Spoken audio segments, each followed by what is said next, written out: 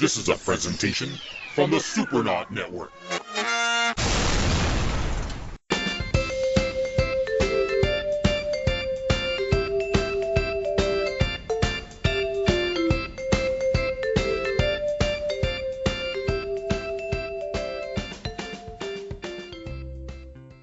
Welcome to the Imaginarium, the show where art and passions for creativity meet, creating a conversation that can only be found in the Imaginarium.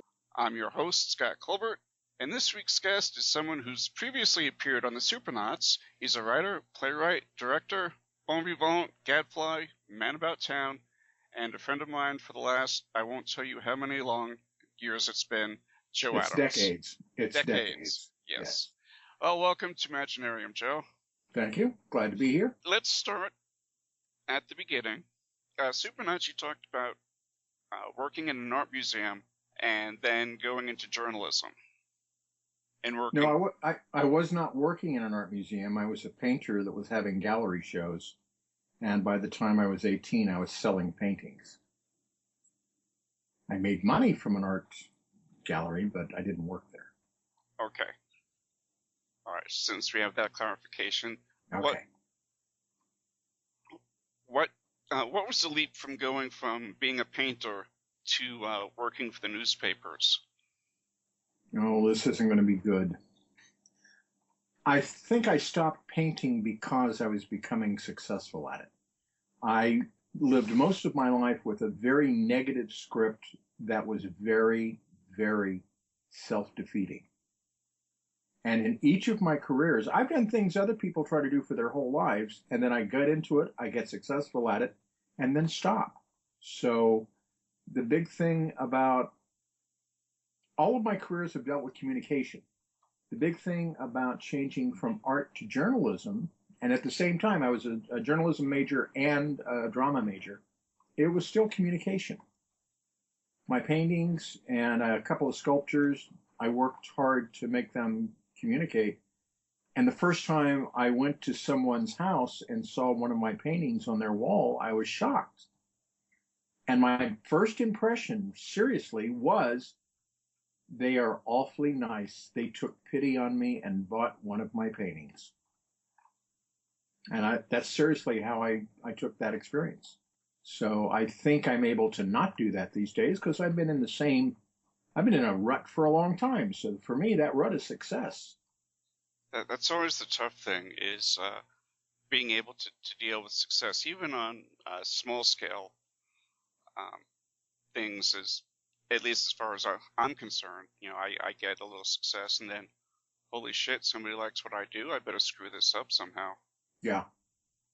And I now understand where that came from, because the way I was raised and the life I lived up until about the age of 35 was, it was dangerous to be visible. So with a newspaper, you're pretty well invisible. No one sees you when they read your work. I loved radio because you were invisible. I hated acting, but I loved directing and producing because you're not on stage and people don't look at you. So trying to be present, communicating, and invisible is a very difficult job. Is there anything specific that you've been trying to communicate? Because, you know, as you said, everything that you've ever done is dealt with communication. So is there some, like a message that you've been trying to get out through all that communication? Well, I did not realize it until years later as I started getting more into my spiritual side. People like Gandhi and the Dalai Lama and all that defined what I was already doing. And that was compassion. Other people's pain is real. And you don't have to fix it, but you should listen and validate. My communications have always been about breaking lies, destroying lies. And there's a very old theory of theater from Greece that said comedy is the story of a lie sustained. Drama, it's my computer agreeing with me. Drama is the story of the lie exposed. And to me, the highest drama is dealing with the aftermath of the lie. So compassion and truth are the things that I did not realize had driven me all my life, but they have. Let's talk about your radio years, because that's always a lot of fun. I did that for probably the longest. I did that one for 10 years. And that was with your partner, Greg Roebuck. Greg Roebuck, who is currently in the VA hospital in Westwood out in California. He just had another birthday. He's not doing real well, and he was my fellow traveler for 20 plus years. And when we hooked up again, we are just on the same wavelength. It's just we haven't talked to each other for a while. And we have stayed back in touch with each other for another 10 years. I understand that pattern. Yeah. Well, there's something different in you and me. That's true. You had told me you were dying, and I believed you, and actually memorialized you in climbing the Spiral Mountain with our little apartment there on Thomas. As a matter of fact, that apartment building is no longer there. I went by I used Google Maps to drive down streets, and there's a children's hospital on the block there, but I thought I saw the building there, but that was about 3 years ago. Yeah, I looked it up, I guess maybe it was a few months ago, and it was no longer there. The children's hospital looks like it expanded. Okay. And of course, I haven't been down to that part of town in forever. When you and I lived there, that children's hospital was a very bad, dirty, vacant lot. And it was the first time I saw a dust devil. I was leaving the apartment and I was working in Scottsdale. And I looked over to the right, and there are like these 3 kids, Latino, maybe Mexican, maybe not, I don't know. But there was a dust devil, which is a tiny little tornado that was maybe 15 feet high, stirring up the dust and turning it into a cone of whirling sand. And these kids were playing in the dust devil. It was incredible. I loved it. Yeah, they've actually really done a lot to revitalize that particular area, and but it's kind of sad, and it's interesting. A lot of the places that I frequented back in the early '80s and to late '80s have been torn down. I mean, every single bar that I ever used to go to before I quit drinking has been torn down. Yeah. So I can only assume that So because I'm no longer patronage drinking, they went out of business. Yeah, that's right. If you weren't going to pay them, they couldn't pay their bills anymore. It's your fault. Actually, what I've done, I've lived all over the country, mostly in parts of California, in Phoenix, in Denver, West Virginia. Now I'm in North Carolina. And I have used Google Maps to drive down the streets where I used to live. And I'm shocked. Inglewood, California is supposed to be like a whole other, nasty hood. And I went to where I used to live on Brett Street, and actually the neighborhood doesn't look any different. And the people on the street were not scary, and there wasn't graffiti everywhere. It was a nice little working class neighborhood. It's just who lives there is different. And the streets are different because the police came in and changed the streets so you could not drive all the way through. You got into these loops where if you were turning, you couldn't go straight, you had to turn left or right. And if you turned left or right, they knew where to cut you off. So apparently it had a history of really bad gang stuff, but now it's not too bad. I went down Sunset Boulevard on Google Maps, and I don't recognize 50% of it. A lot of the places where I used to live are gone. Some of them are still there, but they're all, protected by fences and window guards and electric alarms and stuff like that. I really don't recognize most of the places that I miss. And then I realized that is just the nature of our society now. We don't have villages that stay the same for 500 years. We have something that someone has to be able to build, make their money on. They build it so it will not last 50 years, then they have to tear it down and build another one to make money on. Yeah, well, it's very much part of our disposable society. Yeah. So if you have something in your life that you really like, hang on to it. Appreciate it now. Don't wait until I had this place. Enjoy it now, man. And if it's something good, it's going to go away. But if it's something bad, it'll go away too. It will change. Well, I had somebody tell me a long time ago, even though I'm an atheist, I still kind of like the saying. He said, everything dies except God. And to me, it's all what you define God as. And my basic thing is I'm incapable of defining that concept. I cannot put a name or a face on it. It's just a huge is. It just is. And I never understood putting names on God, because the purpose of names is to distinguish within a group of similar. You put names on people so you'll know who you're talking about. If you're talking about what I understand to be God, there's no one else. That's it. We will return to your scheduled programming shortly, or we are currently experiencing technical difficulties. And someone had given him a tiny little window, like about 10 by 12, of etched glass with colored glass and painted glass for Repent Harlequin Said the TikTok Man. And he came to me, he knew exactly what he wanted. He said, I want this in a wall. I want a stained glass window of a church wall with this as the stained glass window in the window. So at that point I said, how about cobalt blue glass with red chinking? Exactly. That's what I want. So I did the glass for him. It's still in his bedroom. It's still the only light coming in through one wall of his bedroom. But he then said, okay, what do I owe you? I said, well, here's the bill for the materials. I would like to ask for a favor to be named later. And he got this look like he smelled something really bad. I don't like that. I said, Harlan, if I know anyone that has the ability to say no, if it's out of line, it is you. Okay, I can deal with that. And what happened was I sold my first book. I had already signed the contract and I had spent the advance. But I told Harlan what I want to do was have him look over the contract and give me notes on what I should look for in improving a contract.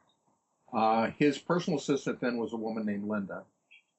And the woman before that was named Maggie Pierce, who was an old girlfriend of mine. We were in a little group that, I met her before she went to work for Harlan. And then when she went to work for Harlan, I was just suddenly connected to Harlan through the radio show, Hour 25, and through Maggie.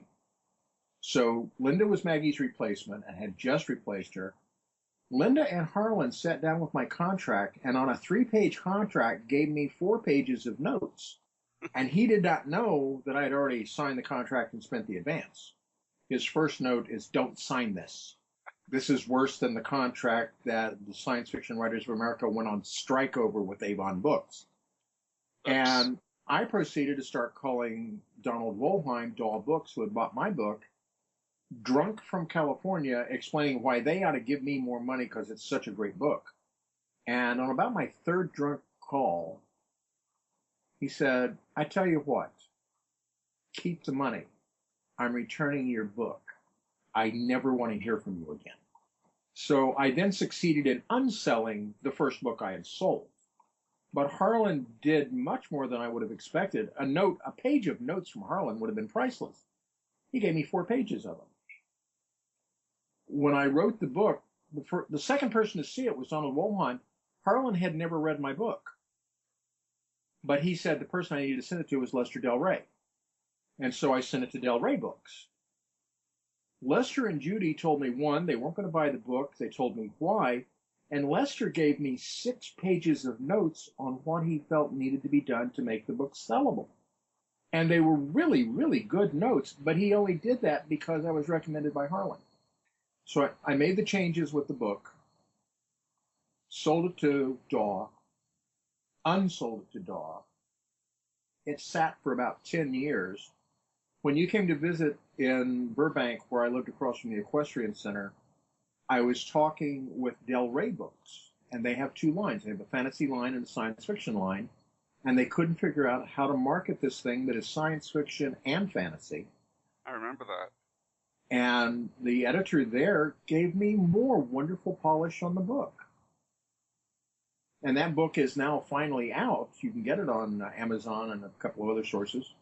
But, it's called Song of Orphans. And it is a much better book as a result of the input from Harlan and Del Rey And for the life of me, Victoria, I can't think of her last name, the editor at Del Rey Books. But as a result, it's a book, I'm not happy with the first 5 pages. And the first 5 pages, I think, are absolutely critical for any book. I'm still not happy with the first 5 pages, but they are much better than what they were before. I will stand by that book. I wrote that book when I was 27 years old, living a post-hippie lifestyle before disco, where that was what I was doing. And my writing has matured, but that is a very satisfactory start point. And going from Harlan, the other thing that I'm very grateful to you for is the Illuminatus trilogy. And, I never even know where to begin with this book, because I remember the first time I read it, and hurt your brain, didn't it? Absolutely. I don't know if it was a copy that you had when we were living together, or if I went out and bought a copy myself. I don't remember. I do remember. I think I had the red. I think I had the red single volume. Yes. When I lived out in Phoenix. Yeah. And then I went out and I picked up my own copy somewhere after that, and it had the blue cover. Yeah. It had all 3 books in it.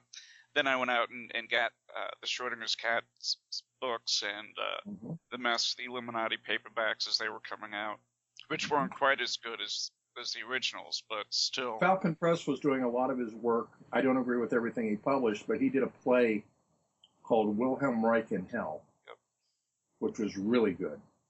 And my favorite thing is in Hell, he was dealing with Marilyn Monroe, and they were asking her about committing suicide. She's dead, and they're interviewing her about committing suicide, and she says, well, I didn't think I had committed suicide, but after hearing all you people, maybe I did.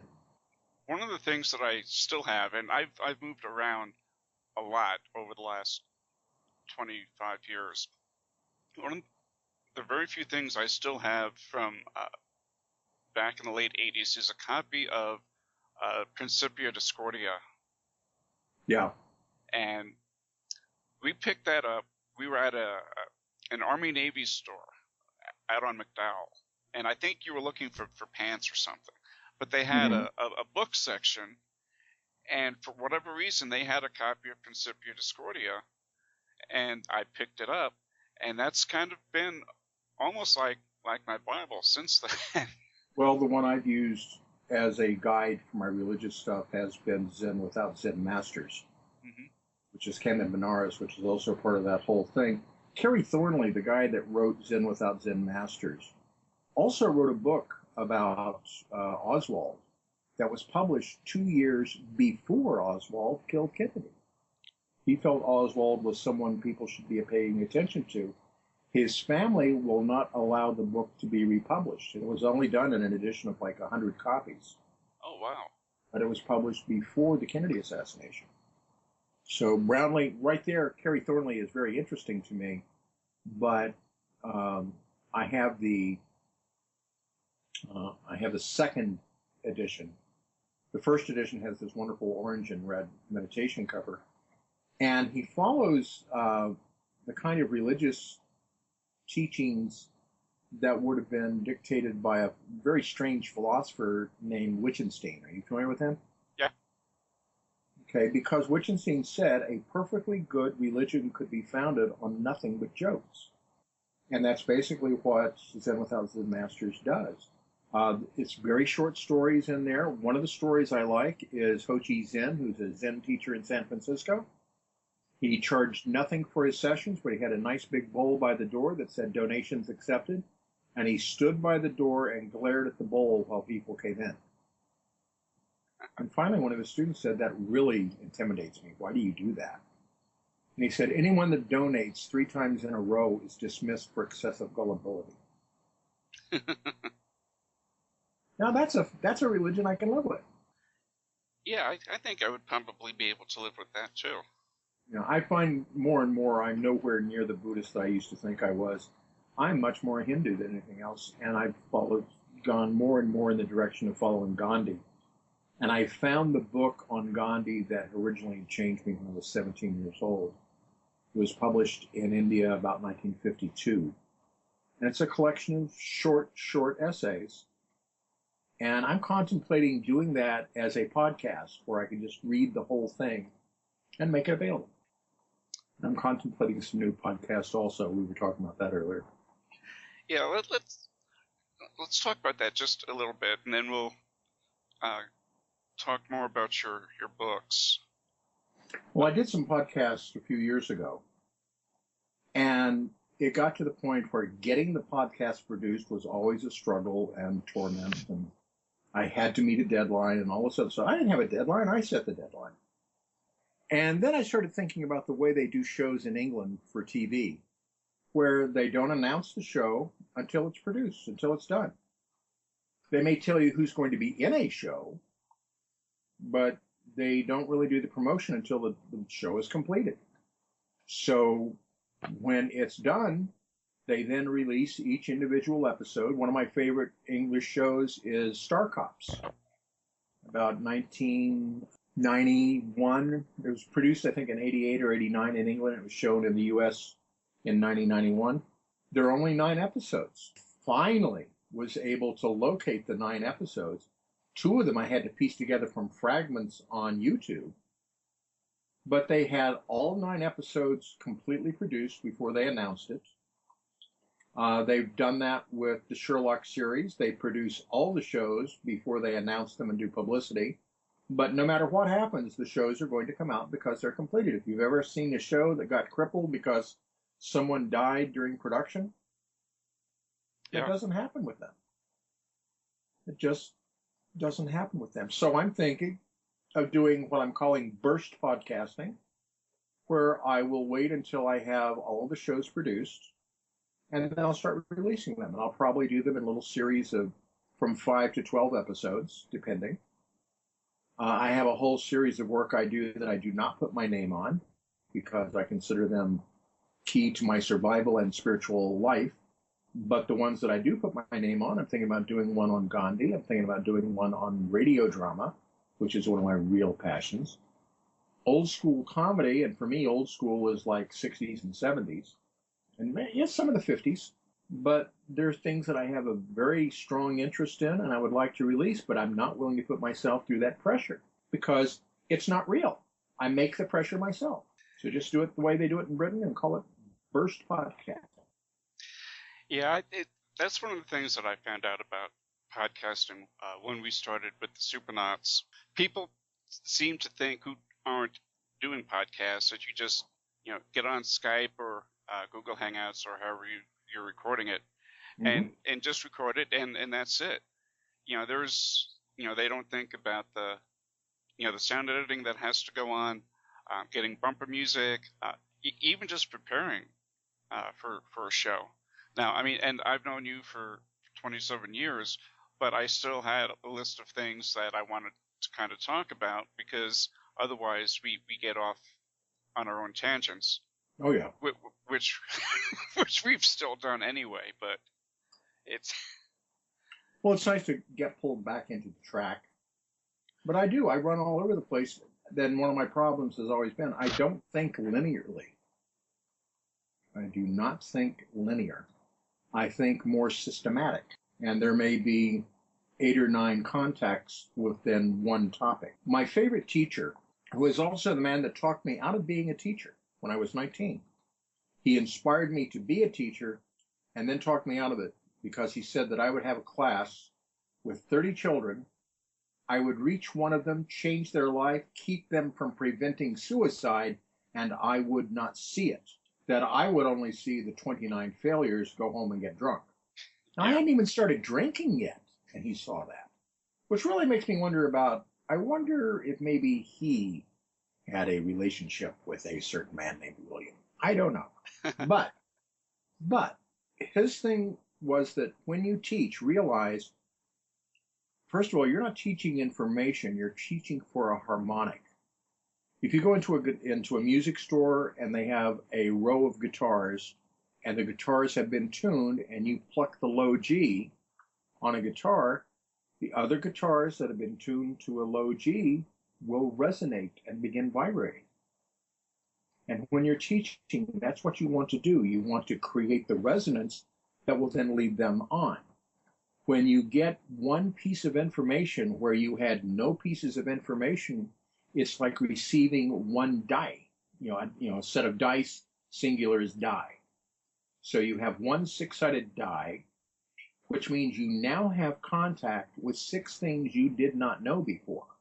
And every time you learn something new, you get 6 more contacts with what you don't know. So the more you learn, the dumber you feel, because now you're aware of how huge it is, a topic, and that you really just barely know any of it. And I've talked to people that have won Pulitzers and Nobels, and, Tyson came in an hour 25 years and years and years ago, when he was a young upstart, astronomer. Mm-hmm. And Stanley Kaufman from the Griffith Observatory and all these other people, they all seem to channel through JPL or the Griffith Observatory before they move into really big positions. And they all say the same thing, that the more you learn, the more you know there is to learn.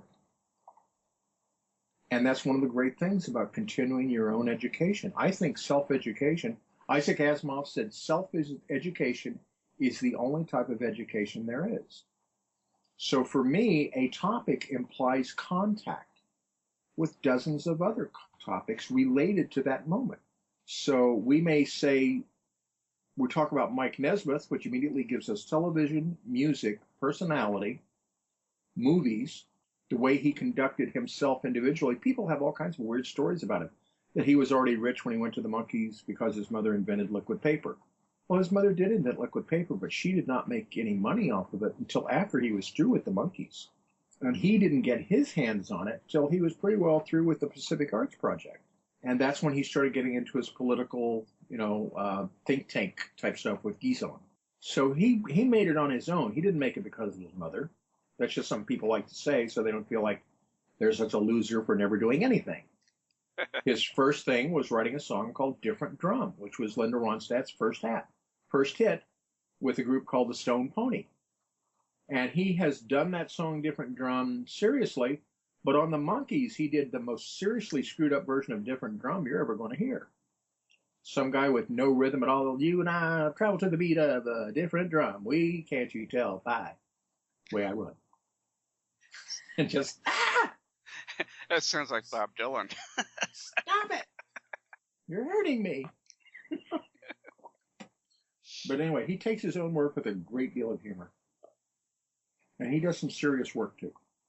But like I say, every topic we've talked about, Harlan Ellison. You can't talk about Harlan Ellison without talking about the dozens of other writers he's affected. And he makes no claim on anyone that he's helped. He was in Los Angeles during the earthquake, I think in 94. I think the really big earthquake, I think it was 94.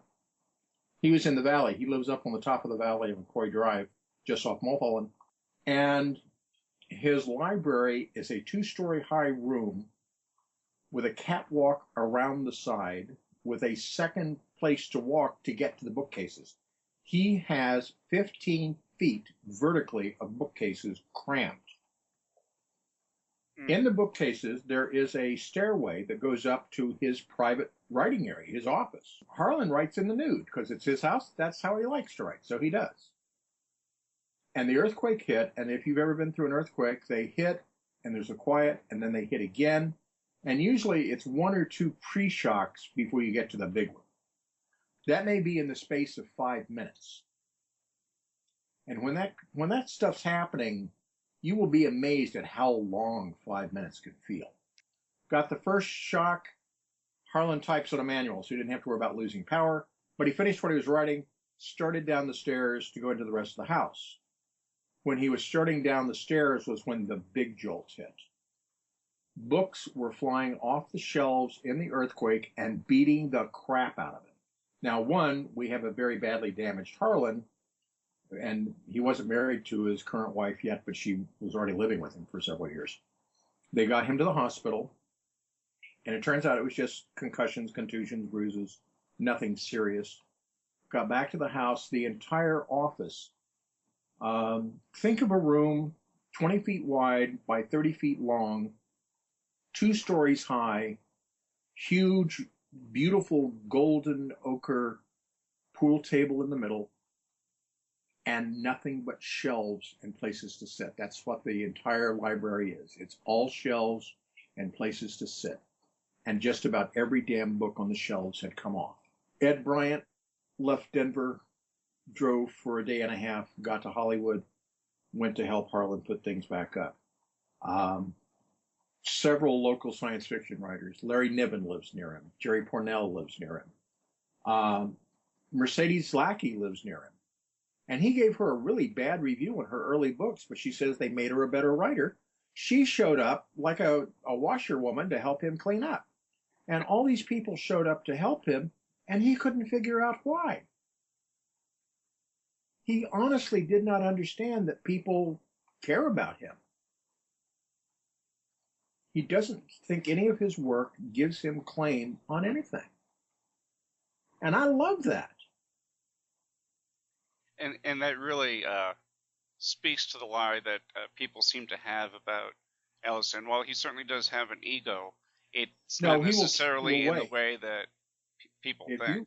If you go up to Harlan and you presume on his presence, meaning you can tell him what's wrong with one of his books, or he owes you to sign a book that you bought that you want to turn around and sell on eBay, or if you come up with any kind of demand, if you haven't earned that, Harlan is going to let you know.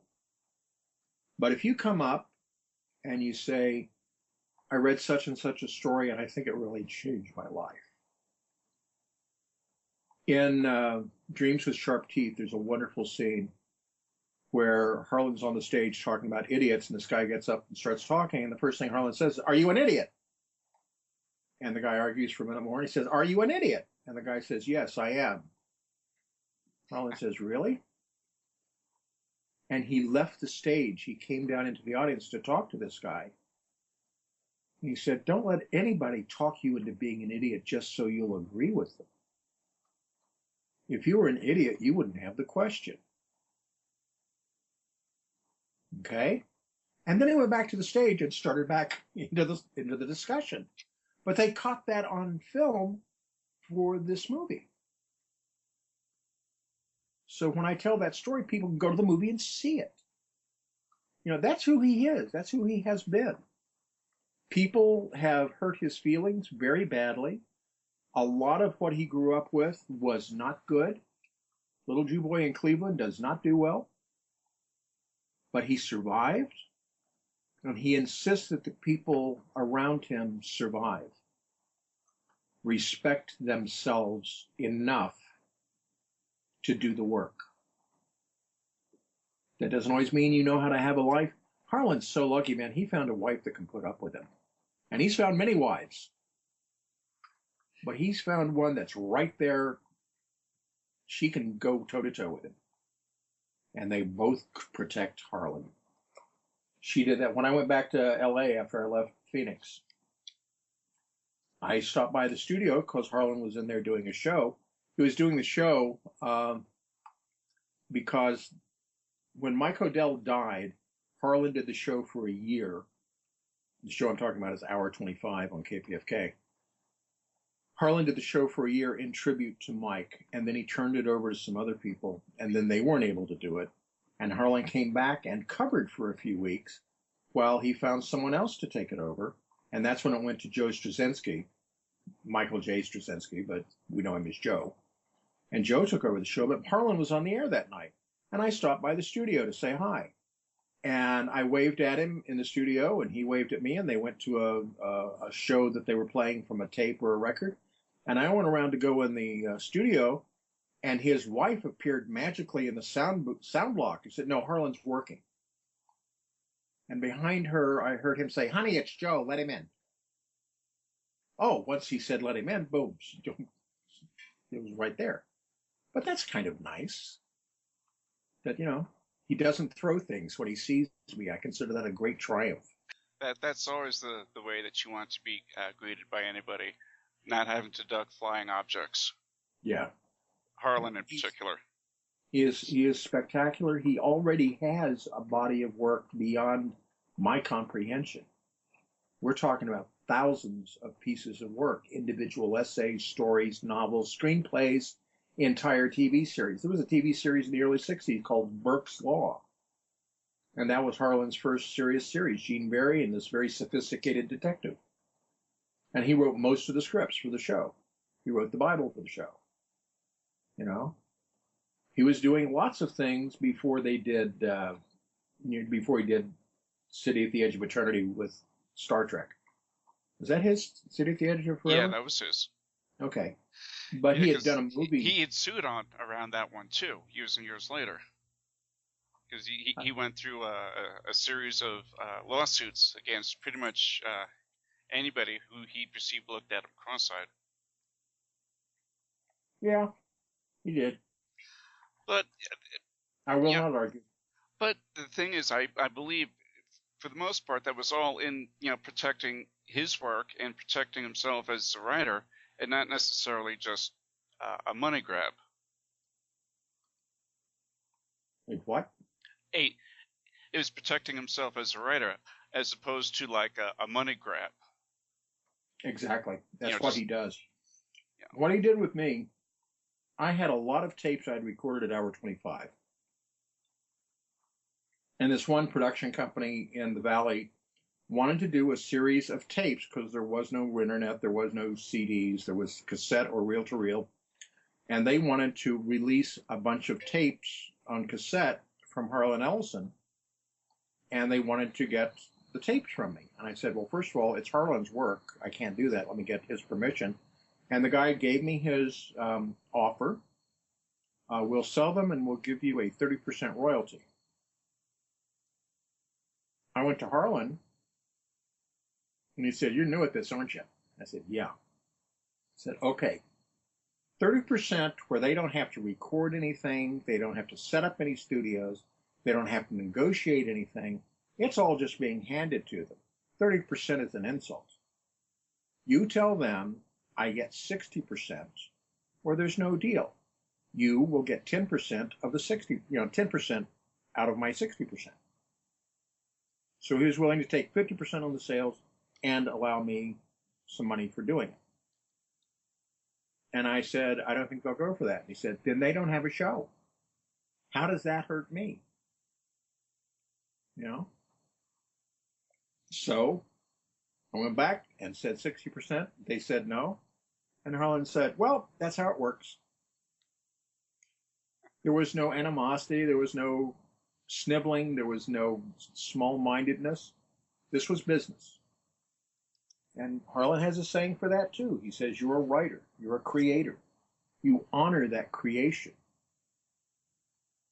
But once you finish the job as a writer, you take that part of you and you tuck it away and you say, good boy, you've done really good. And then you turn around to do business and you bring out the fangs. You got to protect that writer. And I think that's something that a lot of writers today don't see, or and certainly don't do, particularly among the the indie or self-published writers. Of course, present company excluded amongst ourselves. No, I'm still learning how to do it. I really don't consider myself to know how to promote my own work at all. I'm learning, though. Well, that's the toughest part is the promotion. God knows I struggle with that.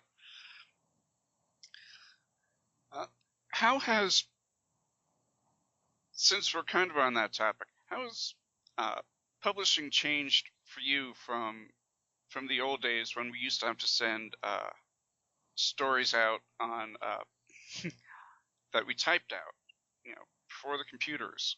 Do you think publishing is more viable today than it was back then? I'm not sure. What is changing is direct access to an audience. And that's a whole different kind of promotion. Before, when everything was run out of a few hundred publishing houses, books, magazines, newspapers, you had to go to a book stand, a magazine rack, a drugstore. But at that drugstore, you could find nonfiction, trashy fiction, classical fiction, magazines for damn near any topic, comic books, pulp magazines. You had to leave to go get something. So ultimately, you only had to sell yourself to that audience of a couple hundred publishing houses. And then their promotion was to get it out to all those points of purchase that everyone had to go to. Now you don't have to do anything. And it's very hard to have to go and try to reach several 100 million points of purchase. It's a whole different animal. And I still don't think we have a good grip on it. There are times that I actually look at where we are moving in our communications, and I wonder, is that going to be good for the culture? And by culture, I mean literate, investigative, intelligent, questioning populations. I think that getting exactly what you want is not always a good thing. You wind up talking to an echo chamber where you only get your input from the places you already agree with. And you don't learn to appreciate it either. If you have everything that you want, it lessens the value, it cheapens it. Yeah, and you need to have context and contrast. When you would buy a science fiction magazine, you would have a story from Ben Bova and a story from Harlan Ellison and a story from Ted Sturgeon, and then you would have stories from 3 or 4 authors you never heard of in your life. Well, they can't be very good. So how does she think she is that she can get in this magazine and write, oh, that's not bad? But you get exposed to it. That's, Dragon Riders of Pern, when it first came out in analog. I was like, well, what's the big deal? You got a woman writing science fiction, so what? But she was writing excellent science fiction. My favorite science fiction author right now is Diane Duane. And I'm very upset that she hasn't come out with the 4th volume of The Tale of the Five. There are 3 books: Door into Shadow, Door into Fire, Door into Starlight.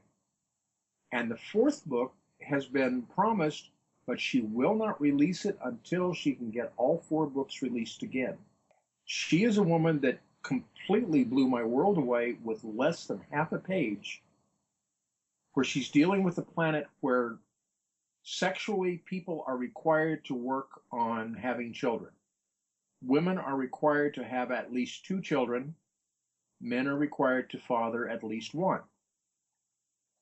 Some have many, many more children than that. Beyond that, your relationships are your own. The most powerful warrior on this planet is this little blonde lady who has a husband that takes care of the kids and polishes her weapons. 2 of the leads in the story are a gay couple who are magicians.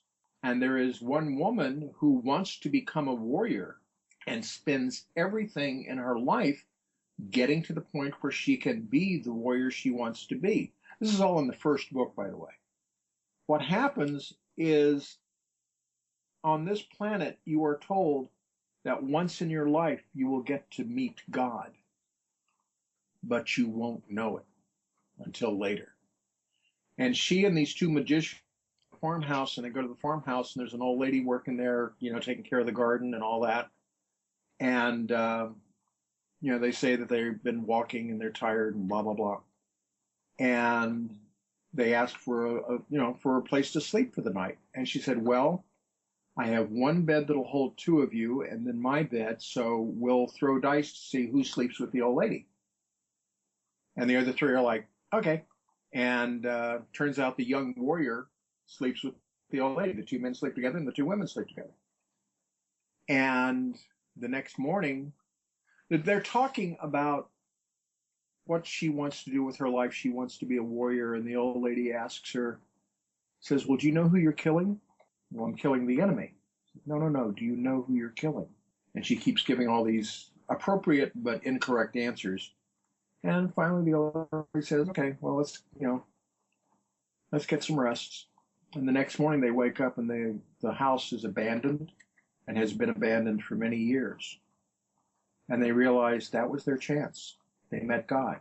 And later the girl gets into battle, and she kills her first combatant, the first enemy. And as she kills him, his face turns into the old lady looking terribly disappointed.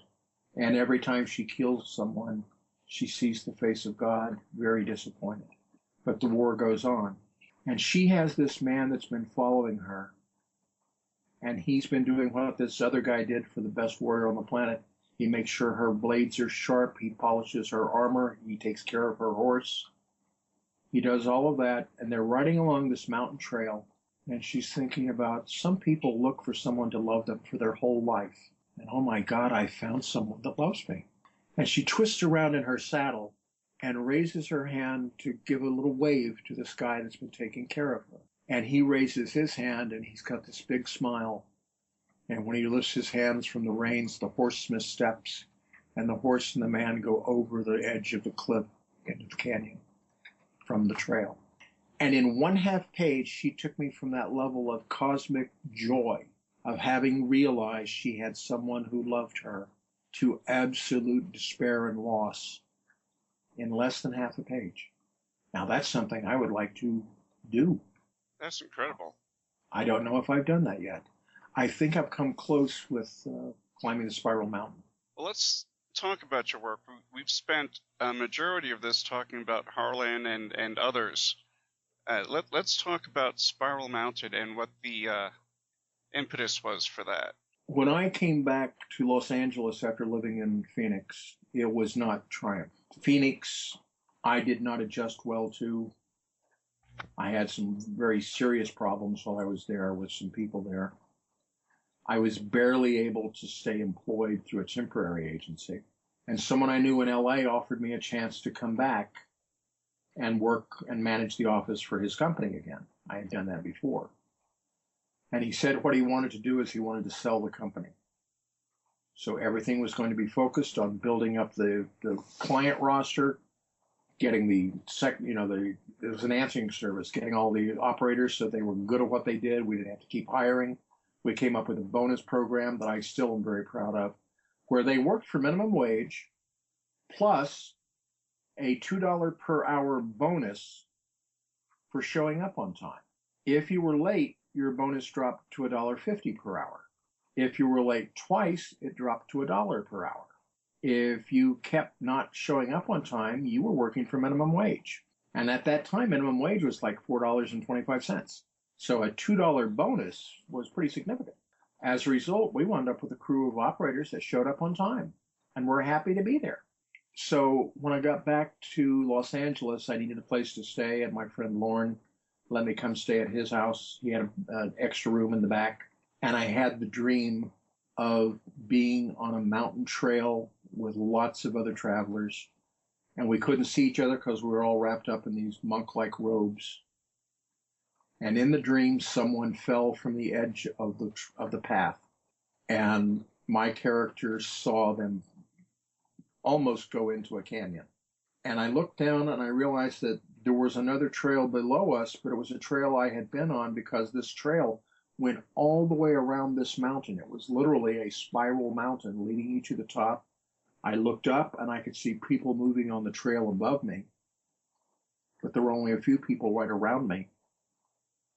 And so I sat down and I wrote the opening pages of the novel. This is 1989. I wrote the opening pages to the novel, and they are still the opening pages of the novel. I would write dreams. I would write pain. I tried to be honest with it. And there's a lot of references to Alcoholics Anonymous in them, because I got to say, Alcoholics Anonymous has saved the lives of a lot of people. And I think it deserves to be included in the literature of the era. But the main story is, it's one man's struggle to define himself. And I use a very old cliche. He wakes up and doesn't know who he is. He finds a wallet with a driver's license, and it looks like him, but that name doesn't mean anything. And he finds a key ring with 2 keys on it, one for this old pickup truck he's driving, and one for this, it's a door key And there's an address on his driver's license. So he wakes up in a cafe and he asks the guy behind the counter, says, "How do I get to Phoenix?" And the guy says, "Oh, just go out there, catch the main road and, head west." So he does. And he just has to follow these little clues. And he gets home and there are all these letters waiting for him, condolence cards. "I'm so sorry you had to go through this. I'm glad you went." All this other stuff that makes no sense to him. And it's how he generates a journey to visit the people that sent him these condolence cards and letters to try to find out who the hell he's been, so in that he can find out who he is. And I think the journey to find out who you really are is something we all share. We have all tried on roles. We have changed our hair. We have changed our makeup. We've changed our dress. We've changed our food. We've changed our music. We've changed our politics. We've changed our slang so that we will fit in with people that we would like to belong to, because then we look like them and we smell like them and they like us better. But then we slowly come to that dissatisfaction that that's not who I am. And that real common fear most of us have: if you know who I really am, you'll leave. Mm-hmm. It becomes very hard to tell people who you are. And I wrote the book, I got some of it done, and then I got to a point where I could not touch it without it triggering so much emotional stuff in me that I couldn't work on it. And then I would get back to work on the book, and I would get another 150 pages, 200 pages into it, and it would start triggering me again, where I just could not go near the book. It was like touching hot coals. When I moved to North Carolina, my life calmed down enormously.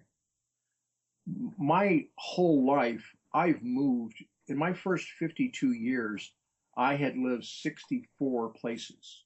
In 1 year, I went from Phoenix to California, to Northern California, to Denver, and back. I had 5 addresses in 3 states. I've been in the building I'm in right now for more than 10 years, and I love it. If this building were to go away, if a hurricane tore it down or a fire took it, I now know how to feel at home, which is what I got to finish the book with. How do you find a place where you belong? And to me, the answer was very simple. You find the place that has invited you in, and you accept the invitation. I did it with my main character. I'm doing it with a new character where the journey is very different. I think, my first book, Song of Orphans, is also about a journey. And I think that the books I like the best are always about the journey. And that's I did not get it from John Campbell, but it's very much in John Campbell's mode. I'm not trying to make my characters a hero, but I did a radio drama called Chapel Perilous, where I created several characters that were real enough to the cast that when the time came for 2 of those characters to go away, because those 2 characters were hallucinations this one guy was having in his own mind. The week that we recorded their last scene, all of the cast, the engineer, and I went into a depression because we had lost someone. We were never going to see them again. And when Chapel Perilous finally aired, I think it was in '82 on KPFK out in LA, there was a guy that was calling the station every 20 minutes. "You got to let me talk to this guy. You got to let me talk to this guy." And they would call me at home and say, "This guy's calling like every 20 minutes. You got to talk to him." And I thought, oh, someone's going to claim I stole their idea. I did steal the idea. I stole it from Dangerous Visions, and I stole it from Carcinoma Angels, and I stole it from Doors Perception. And remember, if you steal from one place, it's plagiarism. If you steal from 5, it's research. But this guy wanted to talk to me because he was going through a lot of what the main character was going through. The guy was facing death, and all of this journey was how to avoid facing death. And it turns out you can't. And he was saying, "I need to find out what's happening." I said, "Why?" And he said, "I'm losing my sight. I'm legally blind. My girlfriend just left me. And I'm sitting here with a gun in my lap. And I want to know if this guy makes it." And I was able to tell him He makes it as much as any of us do. He's told, in the story, he's actually told by death, you have a choice when you die, and that's what they put on your tombstone. What would you rather have? Morbid to the end, or we miss you? Chapel Perilous was playing in LA when I came back from Phoenix. A woman who did not know how to reach me had a show and she wanted to feature it. And I went to the station because I heard Chapel Perilous. And she saw me and she was terrified. Are you mad? Are you going to hit me? Like, I just went through hell. And do you have any idea how nice it is to come and find people appreciating your work? And it's like, it's really nicer if you can ask, but you had no way to reach me. So am I mad? No. As of now, you have the right to broadcast it any time you want. But I came to LA and that was on the air, which amazed me. Somebody was actually listening to what I was doing. And they cared enough that they put it on the air. I found out it had been played one more time before that while I was out of town. And in Phoenix, I had a lot of stuff destroyed in that storage unit. And one of the things I lost were the master tapes for Chapel Perilous. So the only version of it is now up on archive.org. It's 8 half-hour episodes. It was originally designed in 10-minute episodes. And I was writing them in real time. We would get to the studio, we would do 3 10-minute episodes. And then later we linked them together into one 4-hour production. And then we broke it into 4 one-hour productions. And the surviving version has 8 approximately 30-minute productions. Do you want me to send you the link for that one too? I've got that. I've got a copy of that. You sent that to me a couple of months ago. Okay, I was talking about the link on archive.org. Yeah, that's where I downloaded it from. Okay. And I recommend anybody who has any kind of interest in radio drama or anything that Joe's mentioned about it to go ahead and treat yourselves and listen to Chapel Perilous. It's phenomenal stuff. It really is. I'm sorry that the technical quality is not what we have. The surviving tapes were from the advanced mix. It's not the final broadcast version. It was the pre-mix. So there are places where the EQ doesn't work and the volume's off and stuff like that. But I've listened to it again, and once you get listening to it, my performers were really good. They created a world that only existed in that show.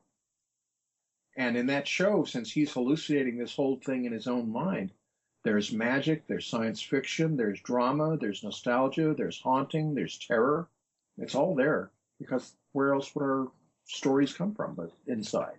And I think that really kind of encapsulates what I try to do with Imaginarium. Well, I will be watching it. I will be very interested in watching and see what you do with it, because it takes a while to find your sea legs and to actually develop something that you can identify as your own work. It's when I do a podcast. The first podcast I did, the first 5 or 6 ones, I was very tightly scripted, and I just read my narrations, and I could not just sit and talk, although I had done radio for years. I found something different in the podcast, and I wasn't quite sure what that was. But in a while, you'll be able to lay claim to your own creation, so that at a later point, someone can listen to Imaginarium number 25 and say, oh yeah, that's Imaginarium, that's how that is.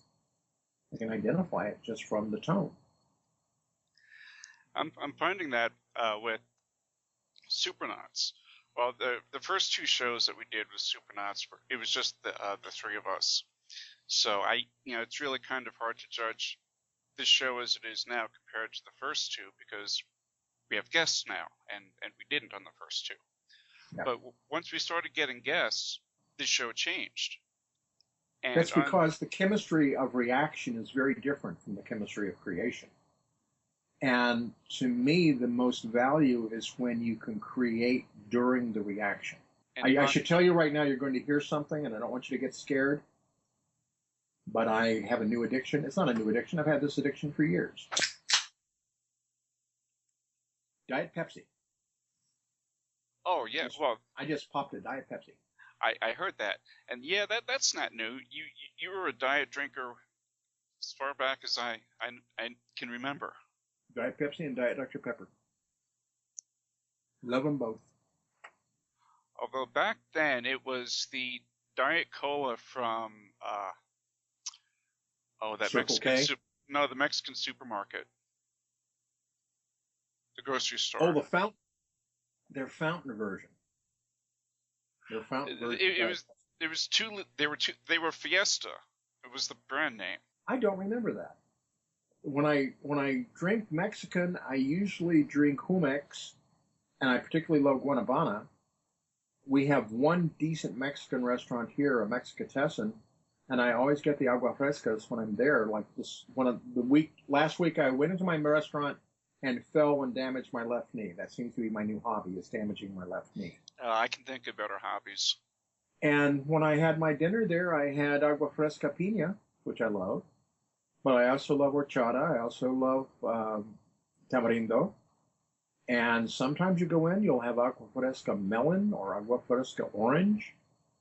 And I'm a nut for that stuff. But as far as I don't remember Fiesta. Yeah, it was, and I can't remember the name of the grocery store now, but there was one not very far from the apartment that you had on 11th Avenue in Camelback, and there was one just 2 blocks away from when we lived on Thomas and 18th Street. It was right on the other side of that wasn't a freeway then, actually, so it was like 22nd Street. They had just started clearing the right-of-way to build the freeway. Yep. Yeah, but for some reason, I always remember the 2-liter Fiesta bottles because they had some rather festive designs going around the side of the plastic bottle. I really don't remember. Yeah. I can remember that, but ask me what I had for breakfast this morning, not a fucking clue. No, and my thing is I'm losing stuff. A friend of mine says his memory is bad, and that every time he learns something new, something old falls off at the other end. So he's trying not to learn too many new things, because one day what falls off at the other end will be something important, like wiping.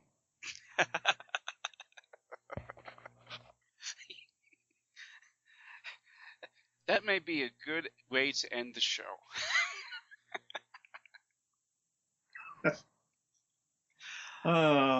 It's only been almost 2 hours. Really? Yep. An hour and 55 minutes. My clock says, oh, well, that's right. We didn't start at 7. We started earlier. Yeah, we started about 6:30 your time. I was calling to check to make sure I had the right number. And we just started going. Okay. Yep. So, I think you'll be able to pull a solid hour, maybe even an hour and a half out of that. Oh, definitely. There was a point where you were talking about Harlan when you came back from the phone call, that I thought I had started recording again, and I hadn't, and it pissed me off because there was some really good stuff in there. So I'm definitely going to have to do some editing to make it all. Yeah, and I've done that. Smooth. I did that. I was working on a family history, and I was interviewing people, and people who had lost a parent in my family group, mostly my cousins. I said, if you could say anything to her now, what would you say? If you could say anything to him now, what would you say? And they were responding to it, and I would have the video running, but I'd forget to hit the microphone. So I have lots of really nice shots of my cousins looking sincerely at the camera, except 2 cousins that are never serious. And they're saying something, and I kind of remember what they said, but then someone put the camera on me, and I did the same damn thing. I have video of me talking, to the camera, and I have no idea what I was saying. Well, usually I just forget to start the recording with CallGraph, but I remembered that. I just forgot to start it again. Actually, I thought I hit the button, but I guess I didn't click hard enough. You weren't sincere enough. I wasn't sincere enough, and apparently it wasn't meant to be recorded, so there you go. Oh, well. I'll have to wait some other time to find out my wonderful pearls of wisdom. Well, I will definitely have you back. And thanks, Joe, for coming on today. Thank you. I really appreciated this. I enjoy this. This was a lot of fun. I just wish I could turn it into sales. You and me both. And you can find links to Joe's work on our website at thesupernauts.com. And if you like Imaginarium, why don't you check out the other shows that we have on our network? And there's something for everyone, and all are guaranteed to entertain. Until next time, may all your journeys be filled with pure imagination.